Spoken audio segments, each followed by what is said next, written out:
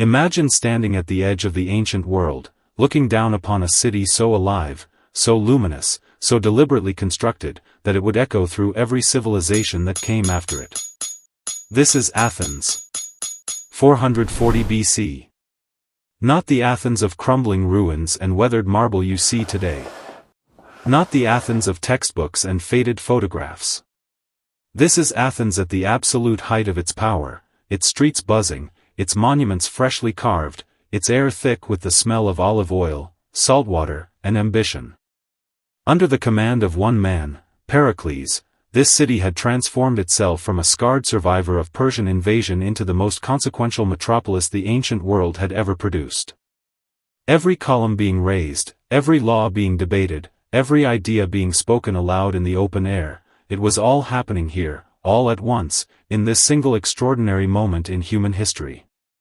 What you are about to witness is a full AI reconstruction of classical Athens, rebuilt stone by stone, street by street, life by life, so that you can see, for the first time, exactly what this city looked like before time slowly swallowed it whole. This is not a history lesson. This is a resurrection. Now, let your eyes rise. Above the noise of the streets, above the merchant stalls and the debating crowds, above everything, the Acropolis dominates the Athenian skyline like a declaration carved directly into the earth itself. And there, at its crown, the Parthenon. In 440 BC, this building is not yet ancient. It is not yet a ruin. The scaffolding has only just come down. The marble is still white-hot beneath the Aegean sun, so blindingly fresh that those who approach it must shield their eyes. But look closer at this reconstruction, because what you are seeing is not the pale, stripped skeleton that survives today.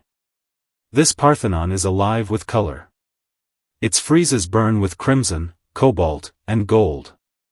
Its sculpted figures, warriors, gods, and processions frozen in Pentelic marble, stare outward with an authority that no photograph of ruins could ever convey.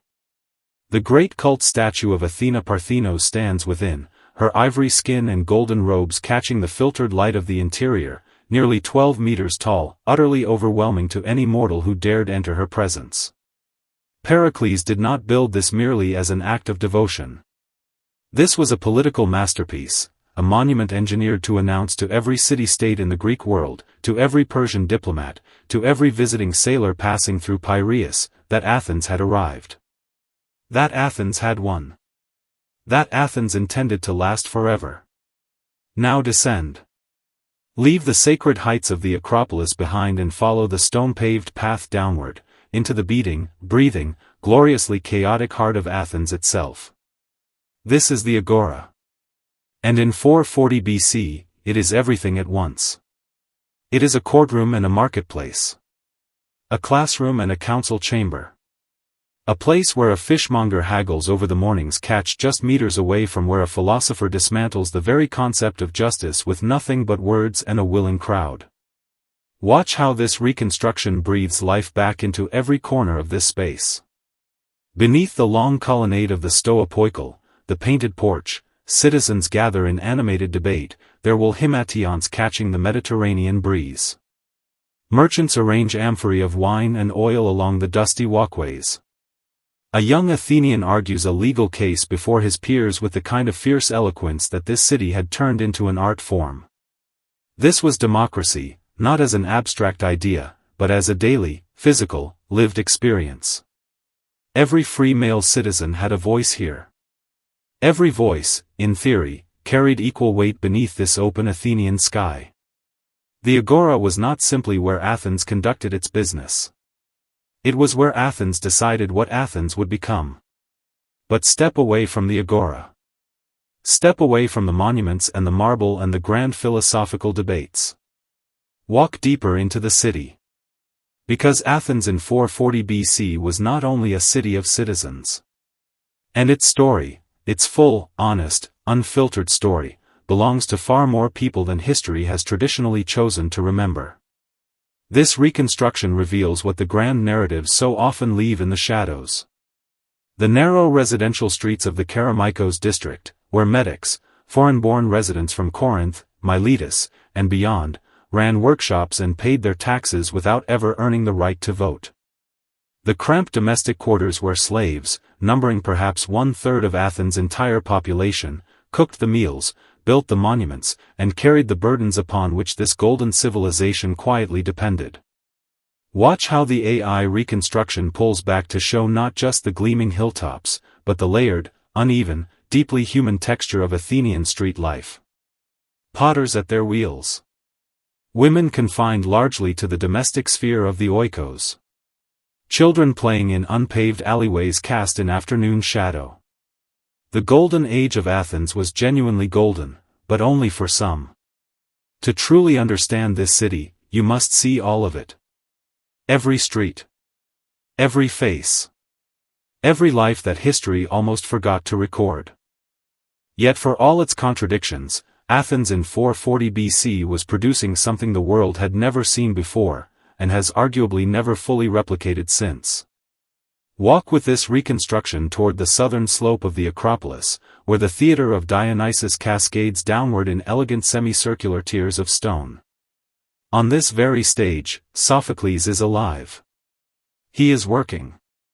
His tragedies, Antigone, Ajax, Oedipus, are not yet ancient literature.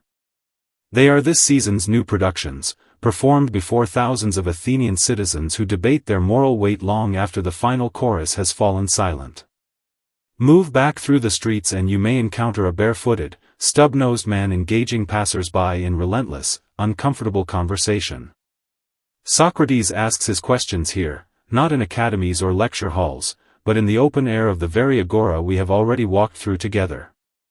And in the workshops surrounding the Acropolis, Phidias and his sculptors are redefining what the human form can mean in stone and bronze, creating images of gods that look, for the first time, convincingly, disturbingly human. This was not coincidence. This was a city so charged with intellectual energy, so deliberately constructed around the free exchange of ideas, that genius had simply become part of the atmosphere. Athens was not recording Western civilization. Athens was inventing it. But do not mistake beauty for vulnerability. Pull back now, far back, and let this reconstruction show you something that the poets and philosophers rarely advertised, yet every rival city-state understood with absolute clarity. Athens was an empire.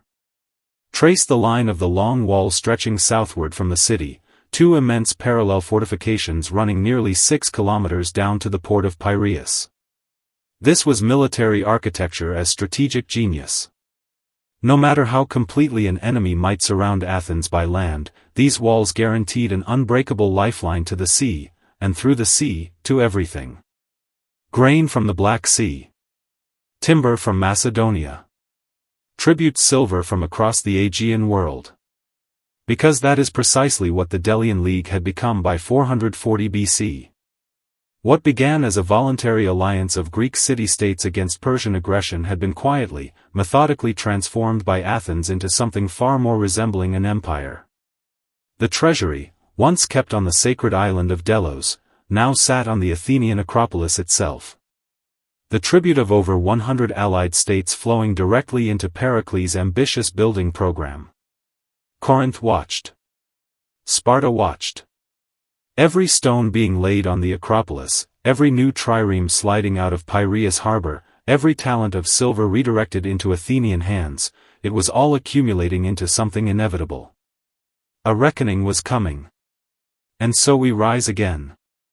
One final time, let this reconstruction carry you upward, above the long walls, above the Agora, above the theater of Dionysus, above the gleaming, color-drenched Parthenon, until all of Athens spreads beneath you in its full, extraordinary, irreplaceable completeness.